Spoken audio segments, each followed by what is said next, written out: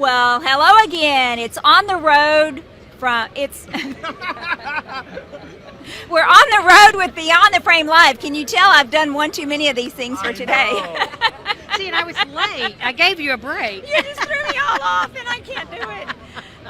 Anyway, so we are here today, and we have Beth Stanley with us today. Beth Stanley. Welcome. Thank you. I'm glad to be here. Well, it's so nice to have you here today. And what are you most excited about this year for Bowl Expo? Well, I'm glad to be here. Yes. Right? I couldn't wait for the show floor to start. We've been so busy at my booth. I'm just kind of surprised because, as a vendor, we're concerned about attendance and that sort of thing. And it's been very active. People seem so happy to be here. And I got to tell you, I think the most exciting thing is every single hug, one right after another. Yes. I can't get enough of it. So, Yes, yeah, absolutely. yeah. Absolutely. Well, it has really been a good show, and it's so nice to just see, like you said, people coming into the booth and they're smiling and they're happy. And we're really starting to see businesses coming back for so many of our centers, and that's quite exciting. Let me ask you: do you think that our customer has changed? So my customer, well, is really your customer as well. We have the proprietor, and I think the change is that those folks who were fiscally fit, fiscally, did I say that? Yeah, fiscally fit. And we're able to take advantage of the programs that were out there. I think those folks, if they're still standing, I think they're stronger than ever. I think leaders have had to learn to make decisions more quickly. Sometimes I think that when we're fat, dumb, and happy, and the business is good, we aren't as good. Yes. Like we don't have to make decisions as quickly. We don't have to do what needs to be done. Yes. Because We if get a everything little bit complacent or Yes. comfortable, yes, Yes. and we can't do that. And so I think things have changed. I think people are looking to leadership lessons more. I think they've got, in my opinion, they've got to figure out how to attract the kind of people that are like them and believe in their culture and want to take us to the next step. So. Well, it's really interesting that you say that, because one of the challenges that we're seeing in bowling centers is that they are struggling to find staff members and to find quality staff members that want to work. Yes. And we were just talking about the importance of allowing them to see your vision and allowing them to come into your story.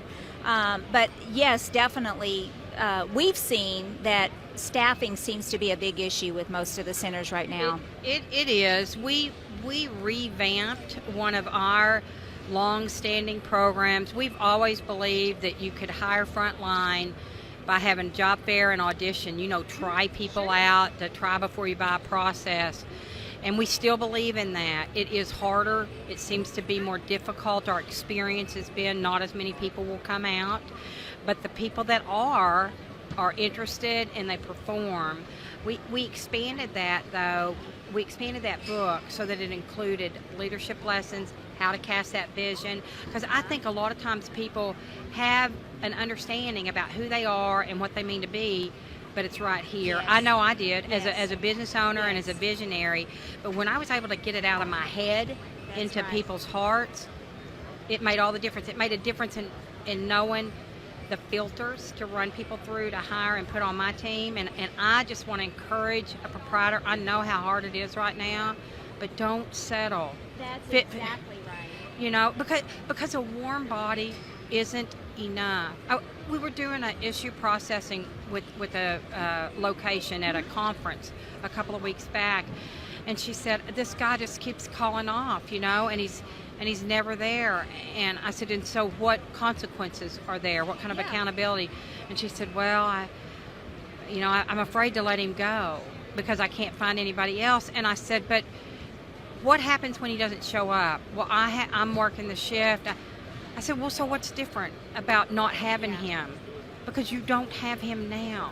or even having him with an attitude or definitely an air about him that people can pick up on by his body language that I really don't want to be here. Right. People can tell, and they deserve a better experience than that. They do. It's a toxic situation. So one of the things that we've seen people do is to compress their hours and be open fewer hours until they can get the staff up to the standard that they want. And I, quite frankly, think that's a better idea. I have a client who went from 84 operating hours to 32. And so now his best people, his management, they're working Thursday and Friday and Saturday and Sunday because that's when the work is. He's got same store plus revenues, and he's going to put more than $350,000 to the bottom line because of payroll savings. Very nice. And we've said it time and time again, people are willing to pay for a great experience, but you have to deliver it consistently. The key word there was great experience. That's exactly right. And consistent. And consistently. Right there with great. Absolutely. We're experiencing that here in Kentucky. They're not ready. Yeah. They are not ready for a big conference. And you can see that in the service. And I think that we all have a little grace for hospitality. I mean, especially those of us in the hospitality industry, right? But how long is that going to last? How long is the customer going to be patient? Well, I'll tell you, the group has only lasted a couple of days, and they're done with it, right? Well, and the thing is, when you have an experience like this, you tend to not want to go back to do it again because you've had a bad experience. I know, at least from a restaurant standpoint, if we give somebody a try and we have poor service, it's really hard for us to say we want to go back. Right. Agreed. So it's important. I think we're in a grace period right now, but I don't think it'll last very long. So. Absolutely. So I want to ask you, we had Jeff Foxworthy this morning, and so we are having a little bit of fun with that. Okay. You ready? I'm ready. Okay. You're in the bowling entertainment industry.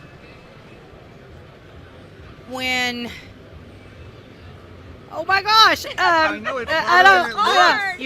You might be a bowler if. There you go. Yeah, you might be a bowler if you know what a toe is. Oh, for those of us who aren't from Texas, a toe is very southern thing. It is a southern thing, and it is you just scored more than me because you got a Brooklyn stride. Yeah. That's what that means. When I hear toe, I Such think a toe. I think of Zeno Garcia. Oh yeah, that's right. Zeno. That's right. Yeah. Oh, that was a good one. Well, let me ask you, was there one thing that you did while sheltering in place that you don't want to let go of and you want to continue doing? I appreciate that question. Absolutely there is. And I may have already broken it, but I did it to go on a personal trip, not a work trip.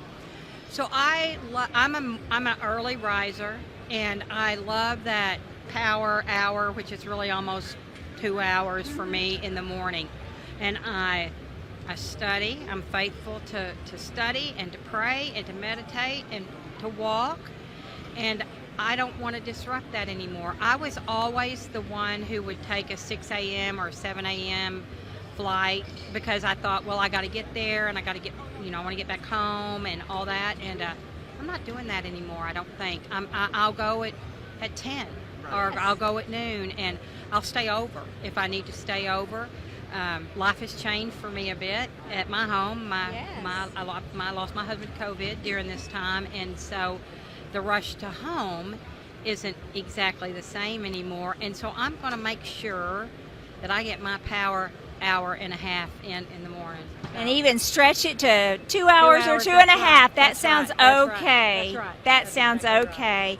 Well, Beth, I can't thank you enough for being our guest today, and you are such an asset to this industry. We really appreciate all that you do. Thank you. I just want to close with one thing. You know, before we actually went live, we were talking about the pandemic and how it really brought us all as an industry together. Yes. And that's one thing that I really genuinely hope that we don't lose. Me too. It's just been so very rewarding. We know that this is a very social industry, Yes. but all of the barriers came down during the pandemic. We are all a family, and we are all here to make it to the other side and be successful. Agreed. And I think that we've done a pretty good job of doing that. It's been wonderful to be a part of it. for sure. Absolutely. Thank Well, you. Beth, thank you very much. I hope you enjoy the rest of your show. Thank you.